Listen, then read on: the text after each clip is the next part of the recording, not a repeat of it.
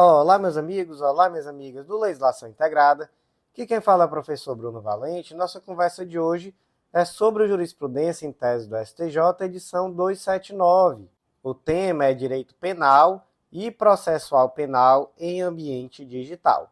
Então, antes de começar, aquele convite, se inscreve no nosso canal, seja no Spotify, Deezer, Apple Podcasts, Google Podcasts ou no YouTube, e ativa o sininho para ficar sabendo sempre que tiver conteúdo.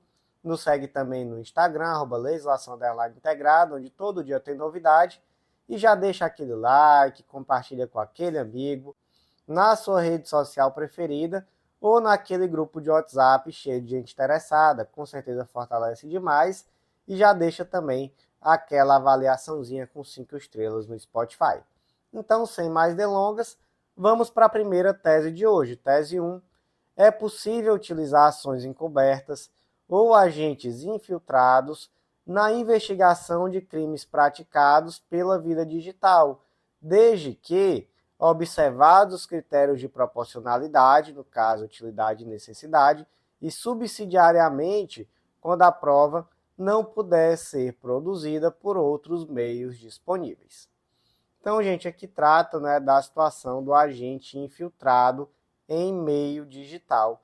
Mas primeira coisa, o que é o agente infiltrado? É aquele policial que ele se insere num ambiente criminoso, via de regra utilizando uma identidade falsa, ou pelo menos dissimulando ali a sua própria identidade, como uma forma de tentar conseguir informações sobre aquela organização criminosa para, por meio disso, tentar desbaratá-la. Então, esse é o tal do agente infiltrado. Tem previsão legal? Tem, tá? Tem previsão legal na Lei 12.850 e tem também uma previsão legal no ECA, quando trata lá dos crimes sexuais contra criança e adolescente. Então, na Lei 12.850 está nos artigos 10A, 10D e também, ou melhor, está nos artigos 10A, 14, mas o 10A, 10D trata da infiltração virtual. E no ECA nós temos lá na seção 5A, que trata exatamente da infiltração de agentes de polícia, beleza? Gente, eu trouxe aqui também um julgado bem interessante que tratava do espelhamento de WhatsApp, porque naquele caso concreto, o que acontece? Houve uma autorização judicial para que a polícia fizesse a leitura do QR Code do WhatsApp e ficasse ali monitorando esse WhatsApp do indivíduo. Mas veio um questionamento, Porque, poxa, isso daí não seria bem uma interceptação telefônica. Porque quando você espelha um WhatsApp, você pode até enviar mensagem, E aí, no final das contas, o STJ trouxe uma tese bem interessante no sentido de que isso seria uma espécie de infiltração de agente, ou pelo menos uma técnica que traria um misto entre interceptação telefônica e infiltração de agente. Então, é um julgado bem interessante, O STJ já decidiu mais de uma vez sobre o tema. Então, basicamente, o que é importante aqui para essa tese é saber que a infiltração de agente ela é possível, Ela tem previsão legal, não só no ambiente físico, como também no ambiente digital. Então, gente, como é que ficou a tese 1?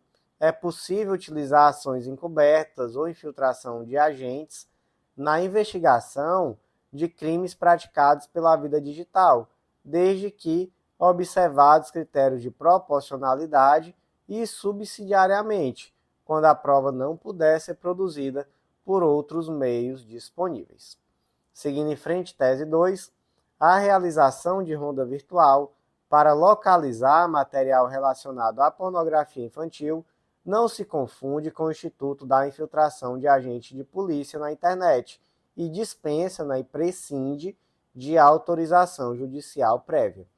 Então aqui qual é o debate, gente? Aqui era um software que ele faz uma varredura em ambiente digital com a finalidade de obter informações sobre eventuais crimes sexuais contra criança e adolescente. Então, basicamente, imagina ali que você tem um ambiente onde são feitos downloads via torrent. E aí é um ambiente público, não é um ambiente público, enfim, qualquer pessoa pode acessar ali e baixar aquele conteúdo. O que esse software faz? Ele faz uma varredura e procura se existem ali torrents que são relacionados à pornografia infantil. E aí, gente, o torrent ele funciona mais ou menos assim, né? Você baixa aquele conteúdo e você fica compartilhando para que outras pessoas consigam também baixar aquele mesmo conteúdo. E aí, na prática, é como se todo mundo, como não, é todo mundo está ali compartilhando o seu próprio IP. E aí esse software ele consegue pegar o IP dessas pessoas que estão compartilhando esse conteúdo ilegal. Né? Então, é uma forma muito inteligente de combater esse tipo de crime.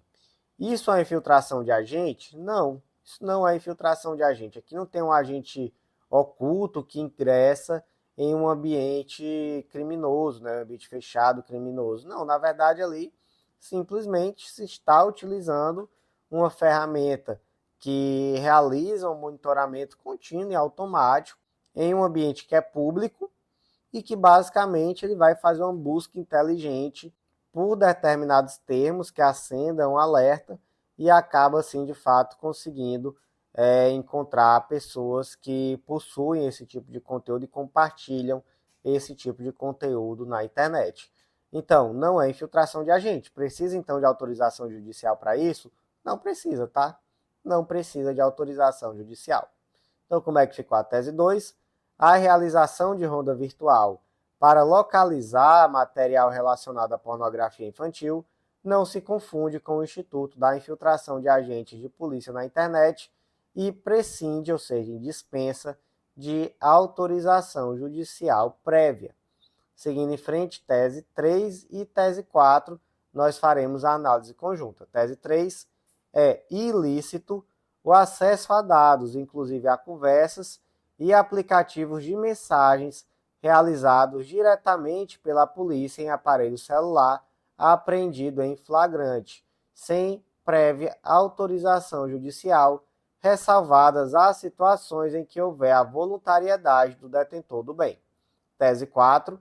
Embora sejam ilícitas as capturas de tela de conversas em aplicativos de mensagem apresentadas em relatórios de investigação, obtidas sem consentimento expresso do réu ou ordem judicial, a posterior extração de dados de aparelho celular, realizada com autorização judicial, permite classificar a prova como fonte independente. Então aqui nós temos duas situações diferentes, né? Uma situação que é a regra e outra situação que é um distinguish. Então a tese 3 trata daquele caso em que a polícia apreende um celular durante um flagrante, durante um crime qualquer que seja, esse celular está bloqueado e a polícia quer ter acesso aos dados desse celular.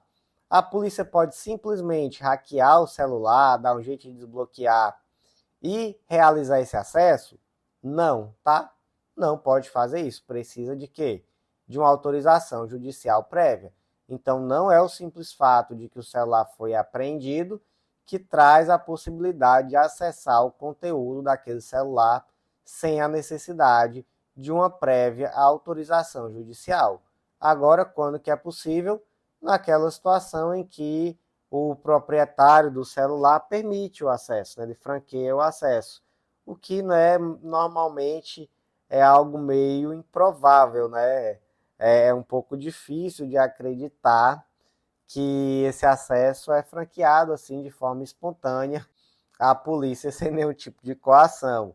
Então, enfim, não é? Esse acesso sem autorização judicial, via de regra, atrai uma nulidade. Agora, imagina um caso concreto assim, ó. Imagina que a polícia apreendeu o celular e há um pedido de acesso ao conteúdo desse celular. Mas algum policial foi lá e meio que afobado, né, meio que ansioso, acessou antes da autorização judicial. E aí o conteúdo foi colocado lá no inquérito policial.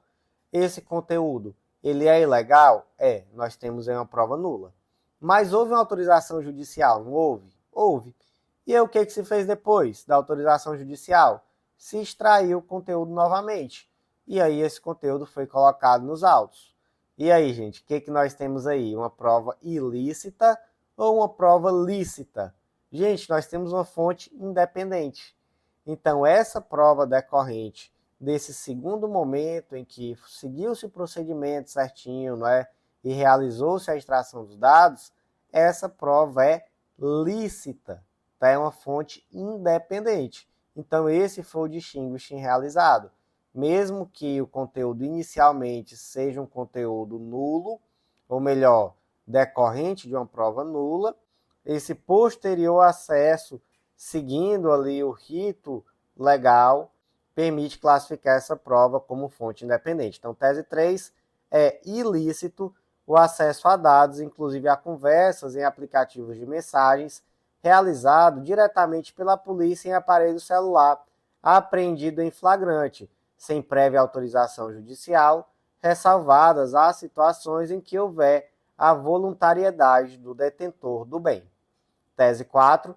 Embora sejam ilícitas, as capturas de tela de conversas em aplicativo de mensagens apresentadas em relatórios de investigação, obtidas sem consentimento expresso do réu ou ordem judicial, a posterior extração de dados de aparelho celular, realizada com autorização judicial, permite classificar a prova como fonte independente.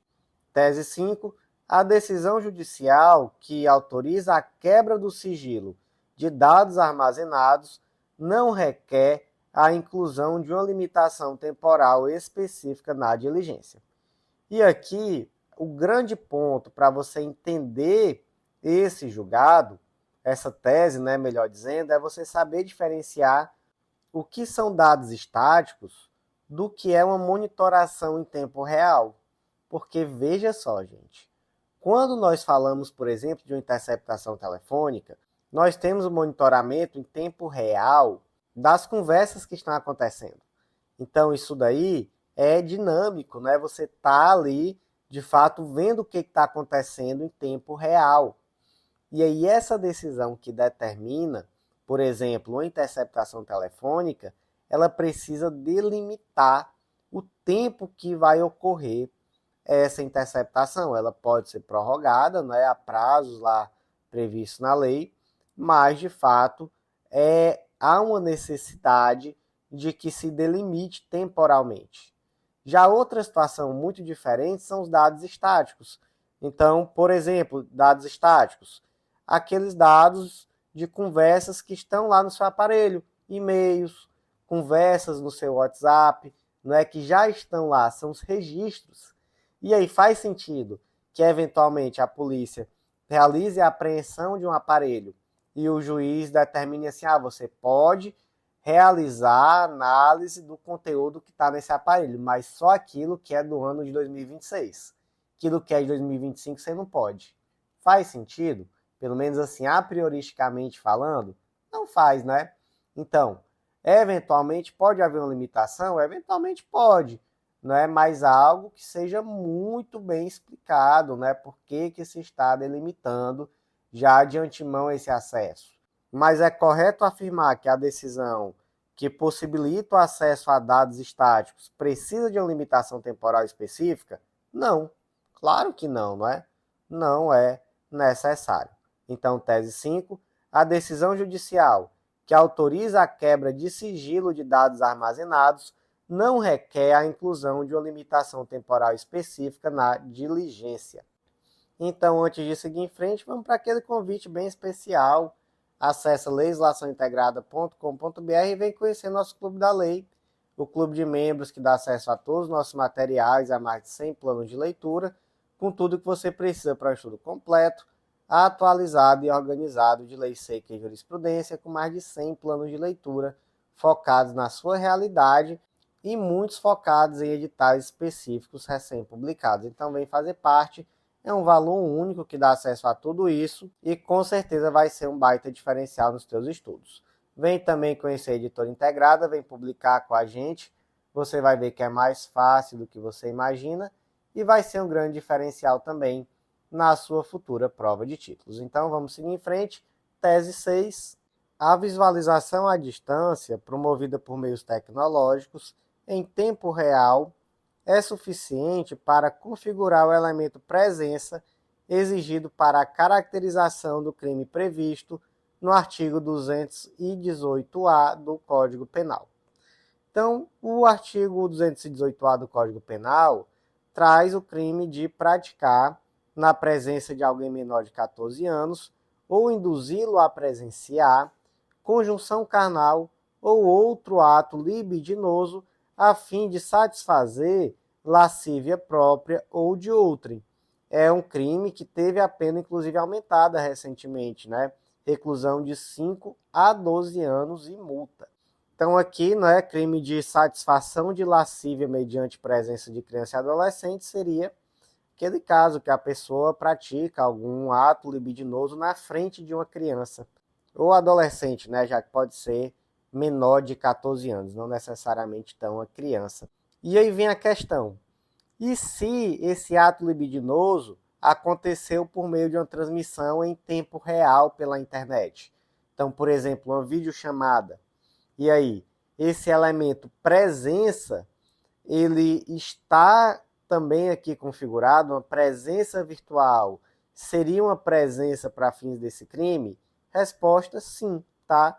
Seria sim uma presença. Então, nessa situação da transmissão em tempo real de um ato libidinoso para uma pessoa menor de 14 anos de idade, existe uma presença, ainda que seja ali uma presença virtual, e isso configura sim o crime do artigo 218-A do Código Penal. Sobre esse ponto, gente, é muito importante a gente pensar que não é possível uma interpretação que traga uma proteção insuficiente da criança e do adolescente.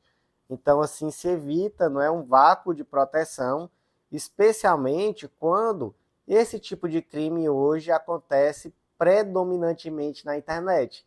Então, você imagina, você vai dizer que não é crime exatamente naquela circunstância em que o fato mais ocorre hoje, né? Que é por meio da internet. Então, sim, não é presença virtual, também é presença. Então, essa transmissão em tempo real também é considerada presença para efeitos do artigo 218-A do Código Penal.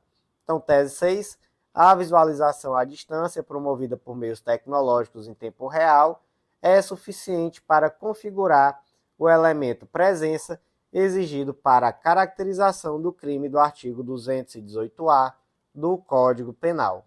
Seguindo em frente, tese 7, é idônea a fundamentação da prisão preventiva baseada na periculosidade do agente, evidenciada pelo modus operandi e na necessidade de interromper a atuação de líder de organização criminosa voltada à prática de crimes informáticos.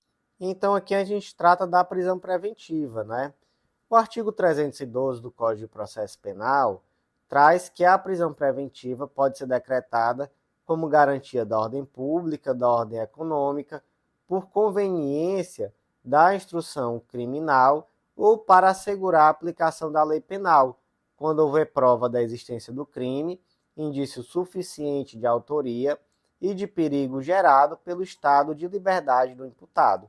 Além disso, né, temos lá no parágrafo 2º que a prisão preventiva tem que ser motivada por um fundado receio de perigo ou de existência concreta de fato novo ou contemporâneo que justifique essa medida adotada, não é?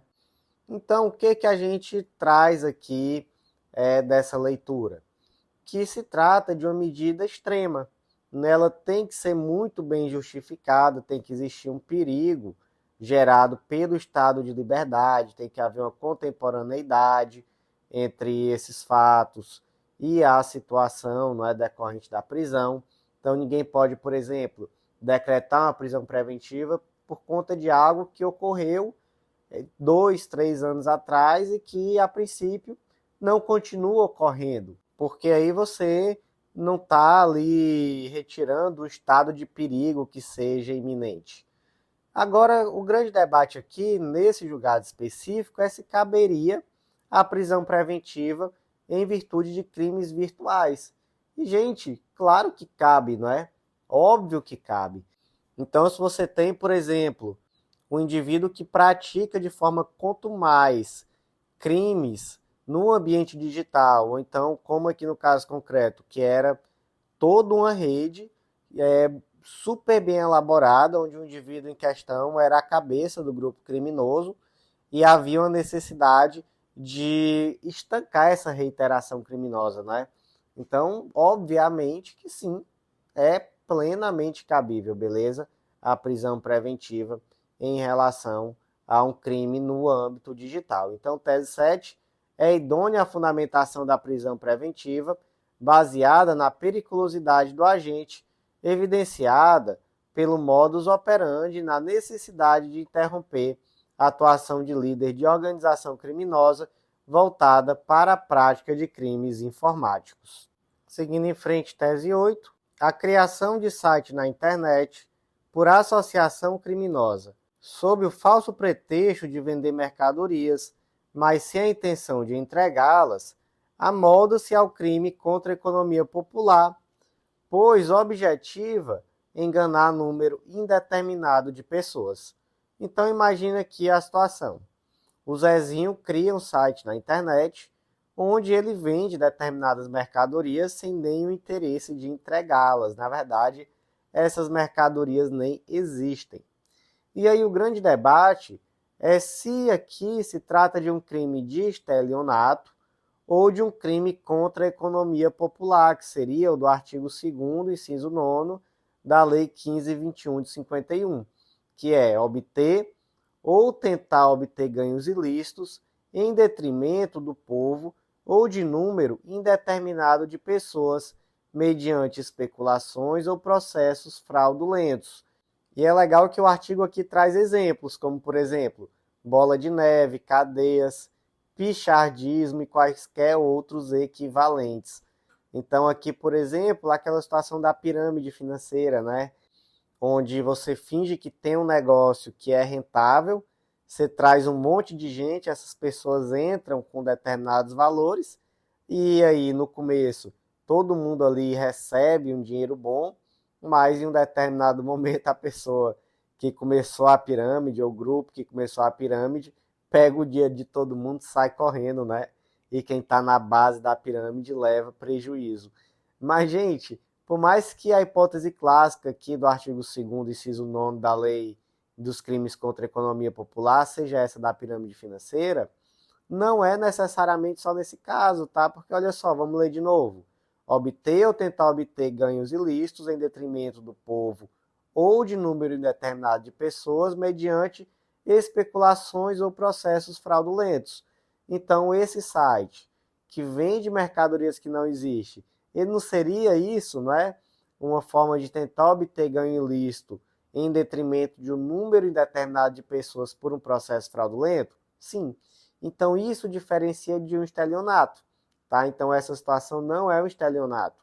É um crime contra a economia popular, porque ele não se dirige a alguém específico, em si a um número indeterminado de pessoas. Então, tese 8, a criação de site na internet por associação criminosa, sob o falso pretexto de vender mercadorias, mas sem a intenção de entregá-las, amolda-se ao crime contra a economia popular, pois o objetivo é enganar um número indeterminado de pessoas.